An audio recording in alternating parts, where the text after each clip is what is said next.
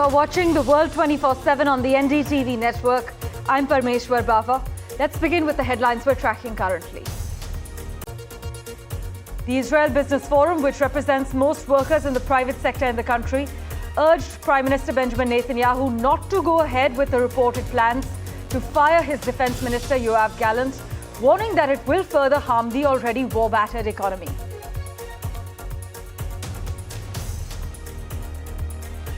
At least 19 people are reported to have died in flooding caused by Storm Boris in Central and Eastern Europe, with many countries braced for more torrential rain.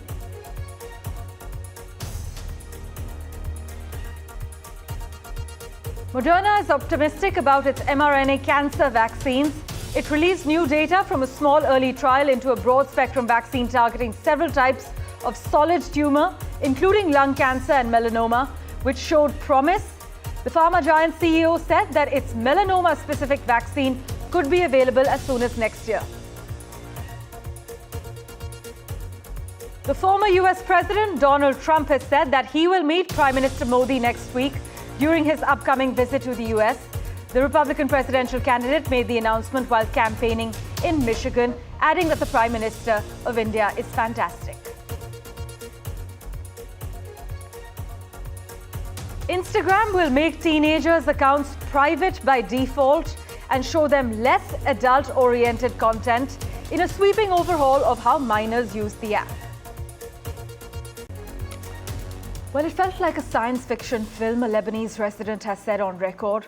At almost exactly the same moment, 3:30 p.m. local time, pagers exploded all over Lebanon, leaving hideous gashes and wounds on the heads, hands, and the hips of their owners. The significance of the attack quickly became clear. The pagers were being used by members of Hezbollah, the Lebanese militant movement that has been fighting an undeclared war with Israel since October. But the Israeli military has not commented on the attack, which comes the day after it warned of a tougher stance against Hezbollah, stoking fears of a broader conflict at a time when Israel sees an opportunity to decapitate Hezbollah's capabilities. But in information coming in at the moment, the pagers used by Hezbollah members that simultaneously exploded on Tuesday came from Taiwan, the New York Times is reporting, with explosives packed in sometime before they arrived in Lebanon. The pagers had been ordered from Taiwanese manufacturer Gold Apollo. This is what the Times is reporting, citing anonymous American and other officials. Now, the reports state clearly that they were tampered with by Israel before arriving into Lebanon. Quoting some of the officials, this is what the US newspaper has said. But the pagers had been ordered from a Taiwanese manufacturer. In fact, they were tampered with by Israel before arriving into Lebanon. But US officials, meanwhile, have said on record that there is no involvement as far as the United States is concerned in this incident at all. Again, I don't have any details to provide on the reports of the pager blast. I can tell you, to my knowledge, there's no U.S. involvement in this at all. Again, it's something that we're monitoring. My colleague Mohammed Ghazali has been tracking the finer details for us very closely. He joins us live at the moment. Ghazali, Israel has been using digital technologies to target members of Hezbollah for months. But this attack is unlike anything seen before, right, as we've discussed, and it appears to have struck a new kind of blow. Certainly a massive intelligence and security breach for Hezbollah. And why this is very significant, as you rightly pointed out, that Israel has certainly changed the rules of the game. They were facing rocket attack from Hezbollah on their northern border for months, not just after October 7, but the incidents have happened before October 7 as well. But after October 7, since Hezbollah came out supporting Hamas for its attack on October 7, after that, even they have joined hands with Hamas. They started launching rocket attacks on the northern side of Israel, and Israel had to sort of evacuate around thousands of residents from that particular area, move them to another location in the country. And that has been very problematic development because US was forcing Israel, or a kind of pressurizing Israel, not to go for a full-blown war with Hezbollah. Because Hezbollah, unlike Hamas, is a much more organized unit, and it has more than 1 lakh people who have in their units across Lebanon. Now, what is the relevance of this particular attack? You see, after the attack, after this pager attack happened, multiple videos emerged on the social media. And as usual, all those who were working with Hezbollah in Lebanon, and not just people in the military wing, not just who are involved in the attacks, but even people who are involved in civilian services. Basically, if you see people who are not also part of the military wing, but anybody who was using this pager, and as per the international media reports, around 5,000 of new pagers were recently bought. And in one of the videos of the explosion, if you hear carefully in Arabic, one of the person is asking the other one whether are you using the new one or are you using the old one. So perhaps it confirms that all the new consignment which had arrived for Hezbollah to use these pagers were tampered with. International reports are suggesting that before the consignment could reach Hezbollah, it was breached by Israel, explosive devices were planted on it, and then after extraordinary coordination, that at one moment, simultaneous explosions happened across Lebanon, across the city of Beirut, and many Hezbollah fighters or say members of that unit have been injured. Now, what this has done to Hezbollah and the entire axis of resistance, which Iran calls all its offshoots in the Middle East, is that it has exposed them. It has certainly shown to the entire axis of resistance, like Iran, Houthis, and as well as Hezbollah, that their communications have been compromised massively. Like Israel didn't even have to send their army into Lebanon for any ground invasion, but sitting back in their own territory, they could demolish. And almost all their bases, all their operatives who were living in the civilian areas, their identity was not known. With this pager attack, at least their identities have been exposed. Right. So Israel now has a much better access, understanding of all the Hezbollah operatives in Lebanon. And also, it has given a massive blow to Hezbollah's operatives. Like psychologically, nobody will lift any electronic device, leave alone the pager part, because the Lebanese Health Ministry also advised people to be very careful before using any electronic gadget, steer away from any electronic devices. And this is not the first time that Israel has been using its spying and surveillance technology, but this certainly was out of the book. In fact, for Israel to embed an explosive trigger within the new batch of pagers, as certain reports suggest, they would have likely needed access to the supply chain of these devices as well, Ghazali. But thanks so much for joining us with that crucial update. We are aware that Hezbollah had ordered its fighters to get rid of smartphones that could be targeted by Israel, but the historic scale of this attack, is it being perceived as sending a message to the group that we can get you anywhere? Well, Sarah Coates has a detailed update for us. Well, this is a developing story, certainly a major escalation, and it could signal the beginning of a larger campaign. Now, health officials on the ground in Lebanon, they have been told by emergency organisers to right now attend any close hospital to administer aid. We are hearing that more than 1,000 people have been injured, at least 3 killed, one of those including the son of a very prominent member of Lebanese parliament and also a little girl. Now, among the injured, reports say that one of those people is the Iranian ambassador to Lebanon. He's reportedly in good condition, but certainly thousands of people injured.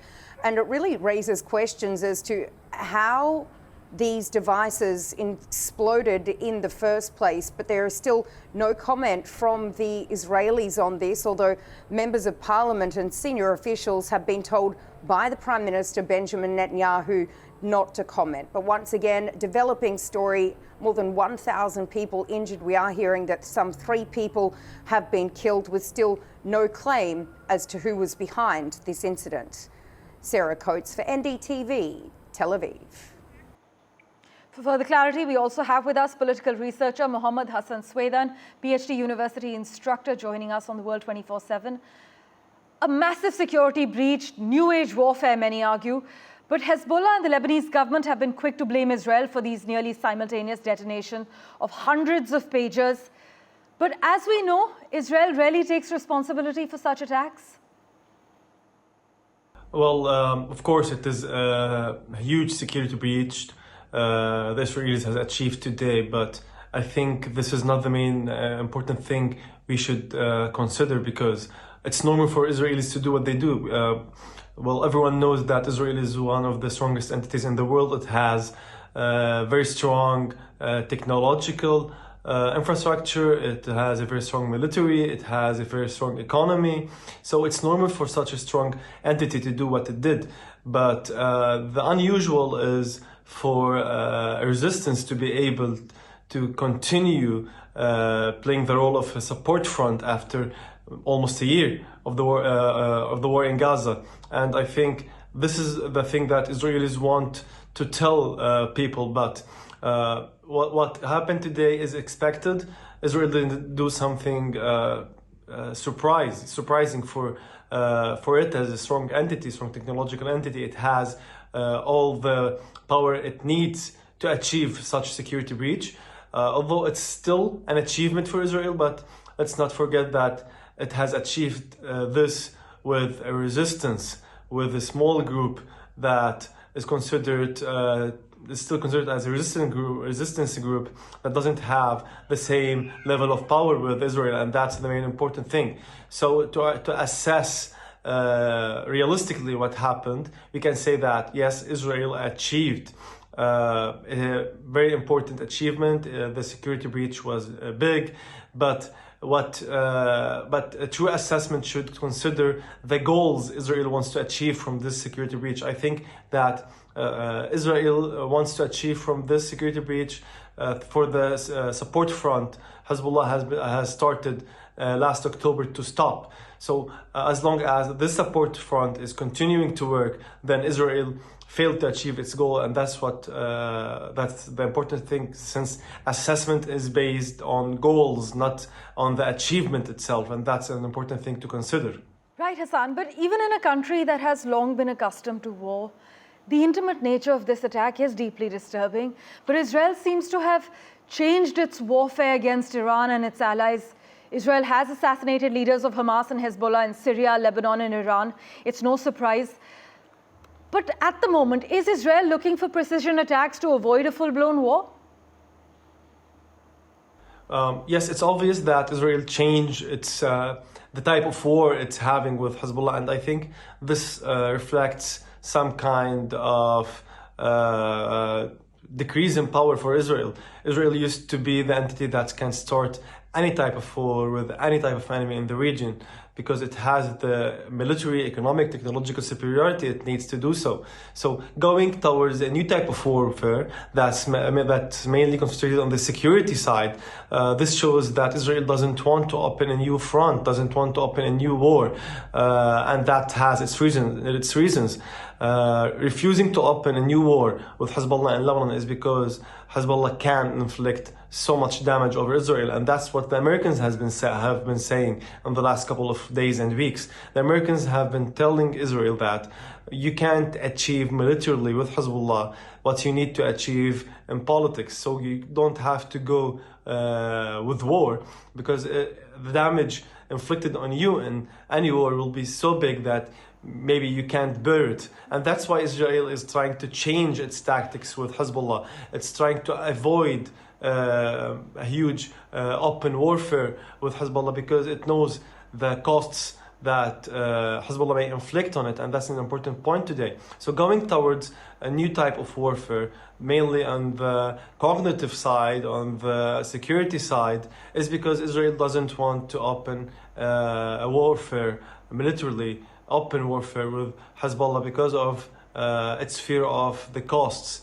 And that's why we are witnessing a new type of warfare that Israel thinks it can bear, but till now, the consequences, strategic consequences, let's see what Americans are saying, let's see what Israelis are saying. No one is convinced today that on the strategic level, Israel is well. Everyone is speaking that Israel is paying huge costs on the strategic level, diplomatically, militarily, economically, and in every aspect of it. And that's an important thing to consider in this war. Hassan, thanks so much for making time for us on World 24/7. The big question is also now how challenging it's going to be for the United States and Arab states to achieve a ceasefire in this situation. With that, let's turn our attention now to the United States. Well, former US President Donald Trump has said that he will meet Prime Minister Modi next week during his upcoming visit to the US. The Republican presidential candidate made the announcement while campaigning in Michigan. In fact, he added that Prime Minister Modi is fantastic. The last time they met was back in 2020 in February, when Prime Minister Modi and Donald Trump were in Delhi when the then US President, had visited India.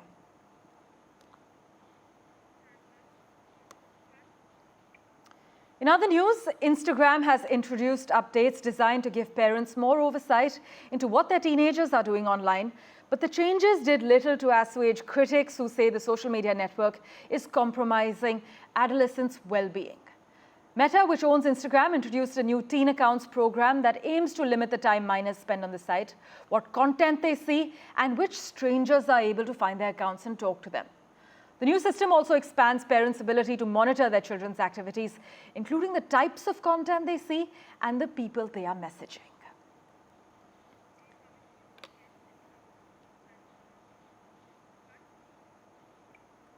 Well, to understand the ramifications, we have with us Iona Anula, PhD senior researcher and advisor on children's rights and tech policy. Iona, the measures do reflect rising concerns among parents and political leaders that social media sites are contributing to a youth mental health crisis in the United States. But how successful do you think these new measures will be in protecting teens from online harm? Children, like us adults, always find workarounds. So yes, we see all these very welcomed announcements, but we all have experience of kids who spend a lot of time, working around different systems and measures, and there's nothing wrong with that. It's part of their creativity. It's part of them growing up. We adults, they see us doing the same when we use a VPN connection to watch what we want and so on. So the answer to that is that kids are what we call edge users, in the sense that they are they're taking risks. They are always more vulnerable. And we have to keep, we have a duty of care. And that duty of care is not only on the shoulders of parents, it's not only on the shoulders Indeed. of teachers, it's also on the shoulders of these big companies. In fact, like you've highlighted, teens may find ways around the new standards, which they say leave some safety issues unaddressed. But what about the countries where these measures have not been implemented? How should parents go about discussing online safety with their children there? We have seen that these new measures are being rolled out at the moment, first in the US, in the UK, in Canada, and Australia. The question is, what happens with other kids, right? And these measures are built with substantial understanding of how children in these contexts, behave. There is research, there's more advanced research in this context. We also understand, the companies understand more because they're English-speaking countries. And we definitely, people who are not originally English speakers and so on, we know the many, many more workarounds that we have in other languages. We also have less mature debate around regulation and less mature public awareness. And as we say in the human rights world, a right is not a right unless you know about it. Indeed. And therefore, if our citizens of the non-English speaking world, if our children don't know their rights because the debate is not mature enough, then they will never be able to exercise them. Of course, Iona. Thanks so much for making time for us and joining us on The World 24/7. Taking a quick break for now. Back in a moment. Don't go anywhere.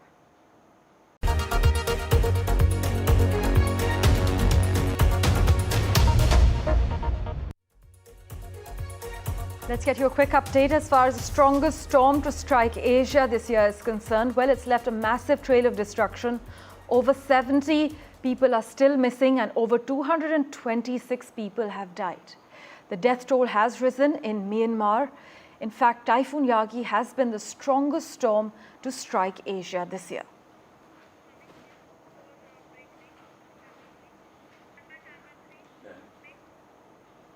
Thank you for investing your time and watching this edition of The World 24/7. We'll keep tracking the latest updates for you. Do stay tuned.